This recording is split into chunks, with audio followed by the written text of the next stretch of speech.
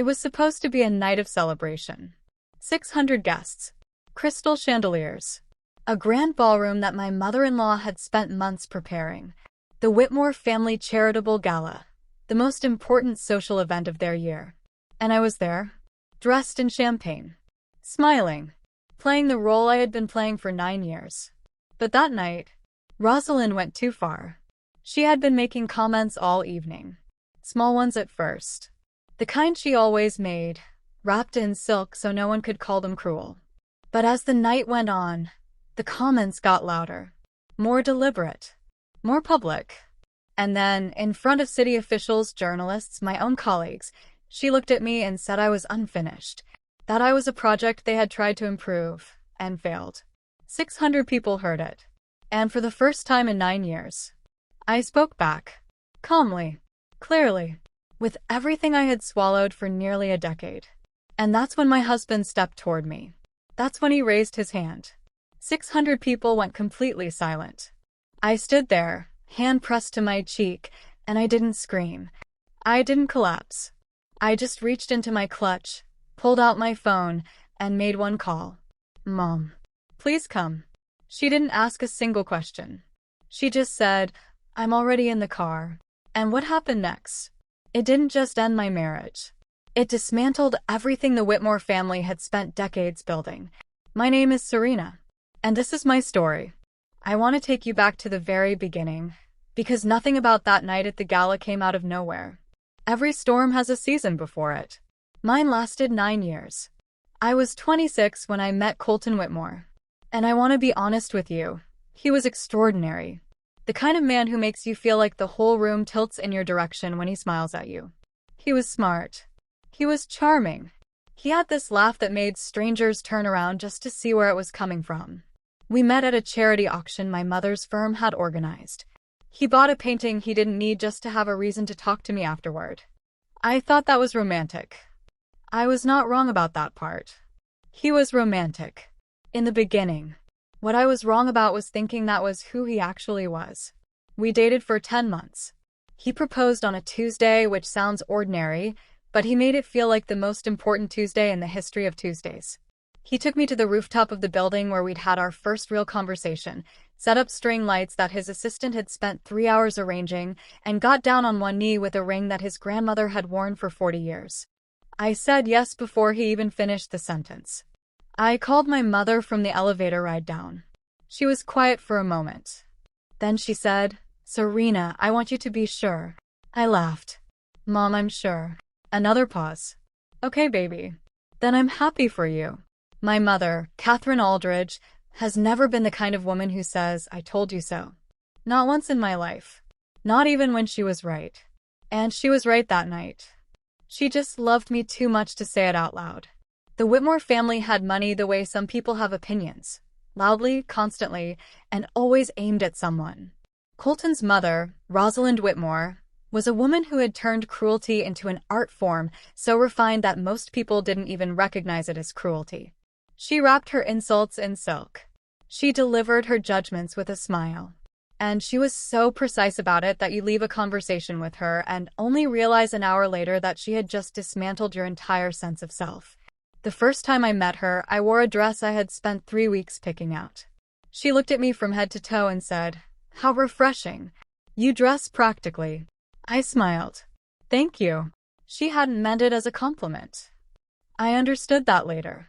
Colton's father, Gerald, was quieter. Not kind, just quieter. He had the energy of a man who had long ago decided that agreeing with his wife was simply less exhausting than the alternative. And then there was Colton's younger sister, Brianna, who had the same sharp eyes as her mother but hadn't yet learned to disguise them as warmly. She decided she didn't like me on the day she met me. She made sure I knew it. Colton's last girlfriend went to Princeton. She told me at our first family dinner, while reaching across me for the bread basket without excusing herself. That's interesting, I said. She was very polished. Also interesting. She looked at me. You're not what I expected. I get that a lot, I said pleasantly and turned back to my soup. I want to tell you I handled every moment like that with grace. I want to tell you I never let them get to me. But that would be a lie, and this story is only worth telling if I tell it truthfully. They got to me. Slowly. Over years. The comments about how I kept our home. The way Rosalind would rearrange things when she visited, as if my choices were mistakes waiting to be corrected. The offhand remarks about Colton's potential, always phrased in a way that made it sound like I was the ceiling, not the sky. And Colton? He never defended me. Not once. In the beginning, I told myself he didn't notice. Then I told myself he was conflict avoidant. Then I told myself he was under pressure from his family. By year 7, I had run out of explanations. He just didn't defend me. Full stop. 3 years before the night of the gala, things shifted in a way I couldn't ignore. My mother's consulting firm, Aldridge Group, had spent years building quietly. She wasn't flashy about it. She took on the right clients, turned down the wrong ones, and reinvested profits the way other people reinvest belief. Patient. Strategic. Visionary. The year I turned 33, Aldridge Group closed a deal that put them on the financial pages of 3 national publications. It was, by any measure, extraordinary.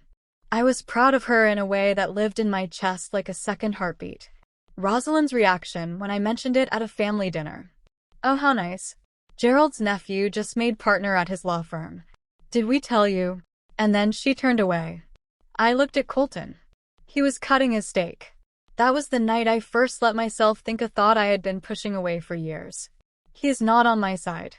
It came in quietly, like a draft under a door. I didn't say it out loud. I put it away. But from that night on, it was always there.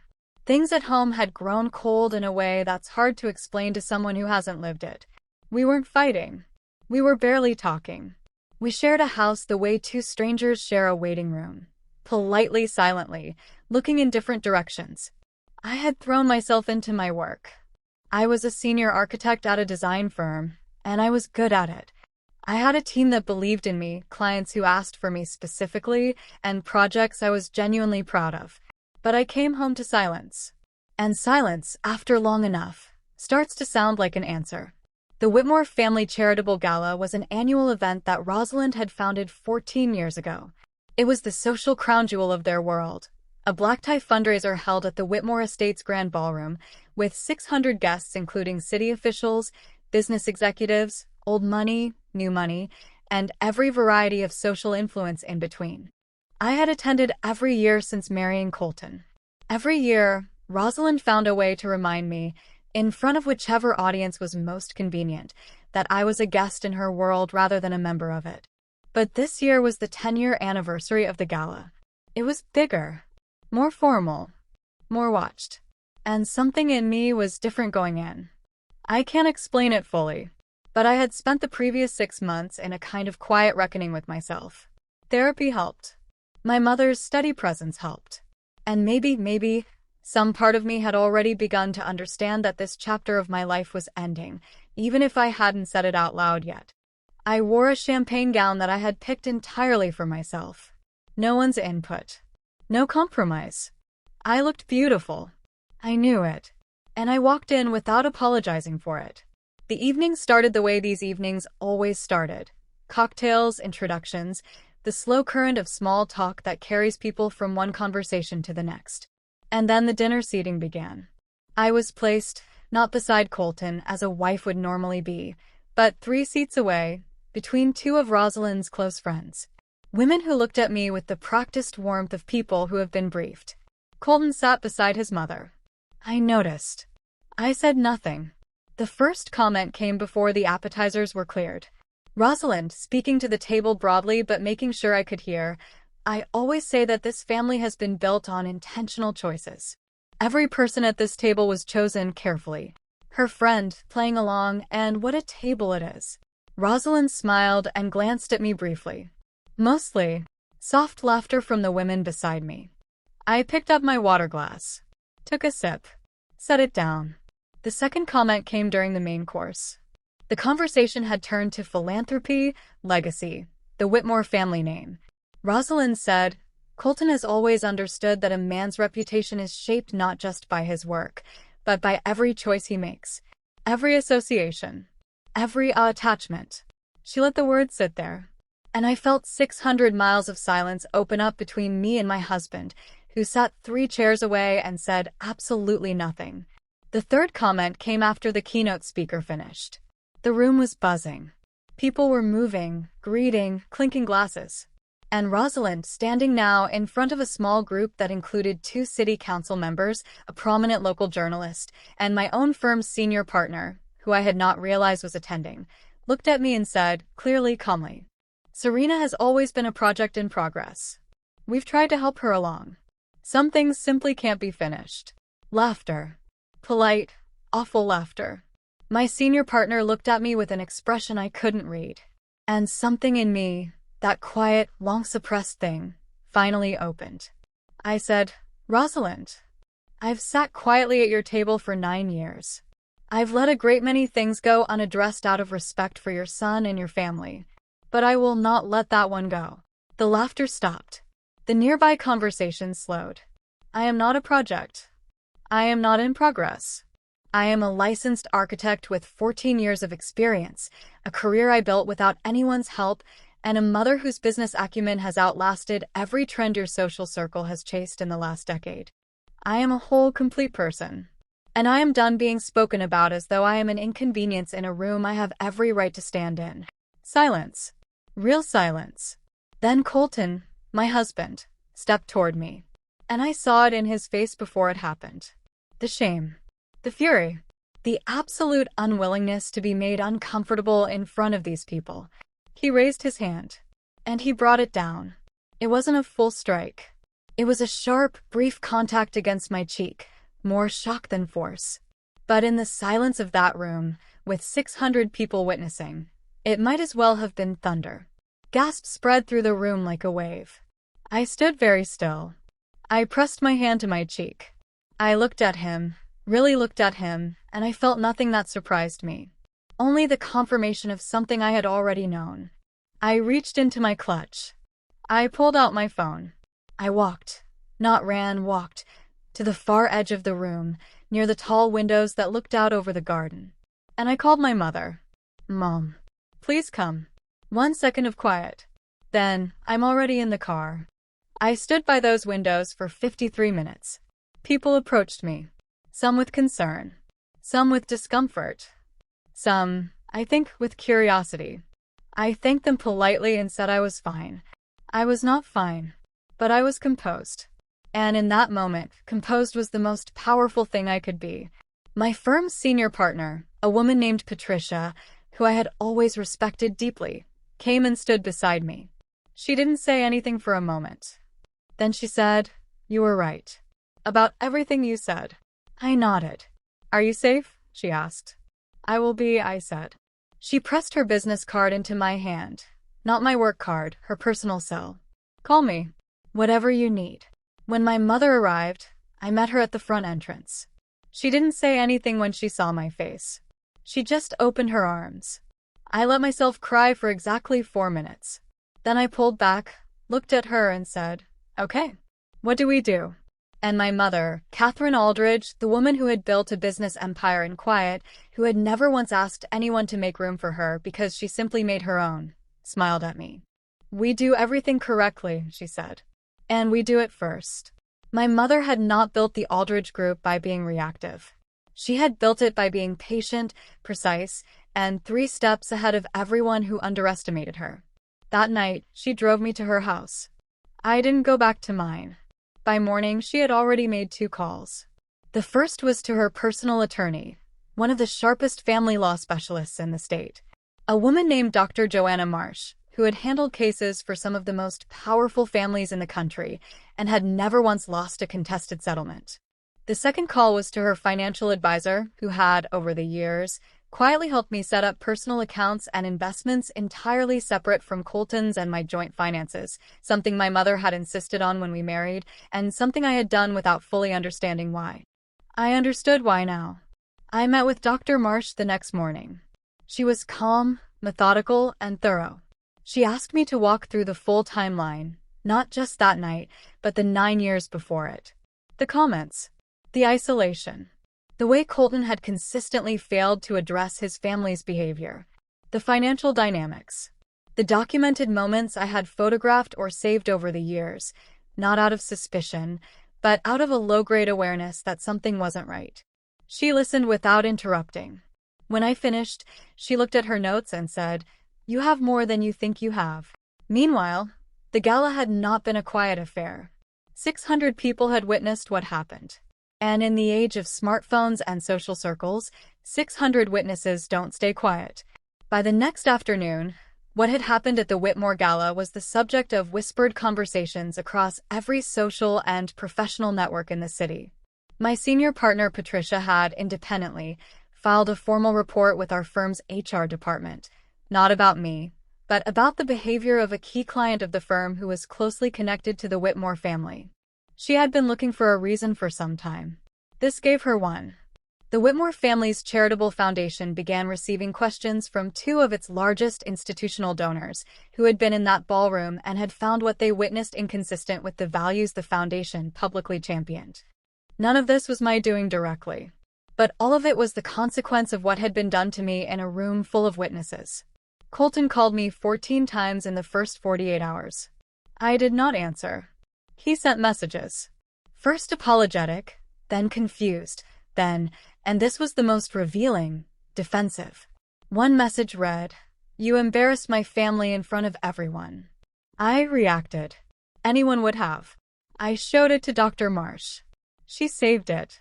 Rosalind, to my genuine astonishment, reached out through a mutual social acquaintance, not directly, never directly, to suggest that a private resolution would be in everyone's best interest. That public attention on the matter was beneath all parties involved. I had Dr. Marsh respond on my behalf. The response was, in legal language, the equivalent of, "We'll be handling this formally." Thank you. What Rosalind didn't know, what none of them knew, was that my mother had been quietly building something for the past 3 years that was about to become very relevant. Aldridge Group had been in extended negotiations with a real estate development coalition that was considering a major urban revitalization project in the city's downtown corridor. The Whitmore Development Group, Colton's family's company, had also submitted a proposal for the same project. They had assumed, I think, that having Colton's wife inside the Aldridge family orbit was useful to them. A connection. An insurance policy. They had never once stopped to consider that my mother was not a connection to be used. She was a force to be reckoned with. 3 weeks after the gala, the coalition announced its decision. Aldridge Group's proposal had been selected. The Whitmore Development Group's proposal had not. The announcement cited alignment of values, long-term community vision, and, pointedly, the organizational culture that each company's leadership exemplified. Gerald Whitmore called my mother personally. She answered. She was polite. She was brief. She said, "I hope your family is well, Gerald. Do take care of yourself." And she ended the call. I want to tell you what the months after looked like, because I think people expect a story like this to end with a dramatic punctuation mark. A final confrontation. A public moment of triumph. But real life is quieter than that. Real justice often doesn't arrive like a thunderclap. It arrives like morning. Slowly. Steadily. Without asking permission. My work at the firm deepened in ways I hadn't anticipated. Patricia gave me a leadership role on a project I had been quietly hoping for. A project that, by the end of that year, would win 2 regional design awards and land on the cover of an industry publication. I saw a therapist every week. Not because I was broken, but because I had spent 9 years shrinking myself to fit a space that was never built for me, and I needed help learning how to take up the right amount of room again. I rebuilt friendships I had let go quiet over the years of that marriage. Women I had distanced myself from because Colton's world was always too consuming, too present, too demanding of my social energy. They came back. Most of them. People are more forgiving than we fear when we've been away. And my mother and I grew into a friendship that I hadn't known was possible between a parent and an adult child. We had lunch every Sunday. We talked about her business, my projects, books we were reading, decisions we were each making. She told me one afternoon that she had known something was wrong on the night of the proposal. That she had heard something careful and managed in my voice when I called her. "Why didn't you say something?" I asked. She looked at me steadily. "Because you needed to find it yourself, Serena. I couldn't find it for you. No one could." I thought about that for a long time. She was right. The truth about hard situations, about relationships that slowly take something from you, is that no one else can see the inside of them clearly enough to pull you out. You have to reach the moment yourself. You have to make the call yourself. All anyone else can do is answer when you do. About 14 months after the gala, I was at a design industry event, a reception for a new civic project announcement. I was there professionally. I was happy. I was present in my own life in a way I hadn't been in years. And across the room, I saw Colton. He was with someone. A woman I didn't recognize. She was laughing at something he'd said with the particular delight of someone who doesn't yet know what she doesn't yet know. He saw me at the same moment I saw him. I watched something move across his face. Regret, maybe. Or just recognition. I didn't feel anger. I didn't feel sadness. I felt, and I want to be precise about this, complete. I turned back to my conversation. My colleague was telling me about a project in Portland he thought I'd find interesting. I leaned in, genuinely curious. Colton left before the reception ended. I stayed until the last guest. That night, I drove home to my brownstone. I made tea. I sat by the window that looks out over the small courtyard garden I'd been slowly growing since spring. The tulips my mother had given me as seeds were beginning to come up. And I thought, this is what it feels like to have built something real. Not inherited. Not borrowed. Not conditional on someone else's approval. Mine. So I want to leave you with this. There are rooms in life that will try to tell you that you are a guest when you are actually a builder. There are people who will frame your presence as a courtesy when it is, in fact, a contribution. And there will be moments, quiet moments, loud moments, moments in front of 600 people, when you will have a choice. You can stay small to keep the peace. Or you can speak clearly, accept what comes next, and begin building the life that was waiting for you on the other side of that honesty. I chose the second one. It was the hardest and the best decision I have ever made. My mother once told me, real power doesn't announce itself. It simply outlasts everything that tried to stop it. She was right. She usually is. And I want to ask you something before you go.